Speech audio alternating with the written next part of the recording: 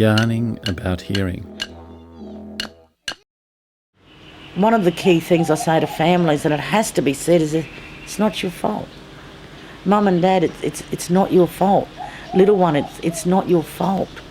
I mean, it's our fault if we don't look after it. It's our fault if we don't take our child to the clinic and get the checkups that we're supposed to. But the disease itself, it's not our fault. It wasn't my fault my son had pus pouring out of his ears. It wasn't my fault that, my other son had a condition that was never diagnosed until the impact had happened. It wasn't my kids' fault that they feel the way that they feel because of their lack of hearing or learning at the appropriate ages. But medicine and that makes it feel like it's our fault.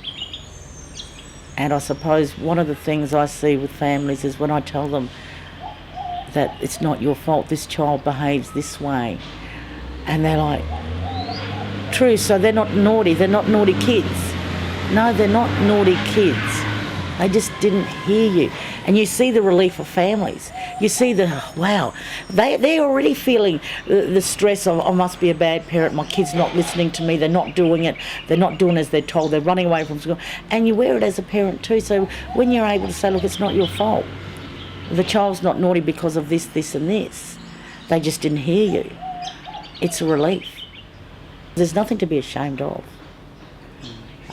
If anything's to be ashamed, if anyone wants to hold shame to it, I suppose it's society that should be ashamed. They should hang their heads because we've got people that don't look for the disease. We've got misunderstandings, miscommunications. We assume things because a child's behaving this way or whatever, that there must be problems at home or mum and dad are no good. The shame I felt with going up to the school to get my son and having everyone's eyes looking at me and making me feel so small. That's where I think the shame belongs.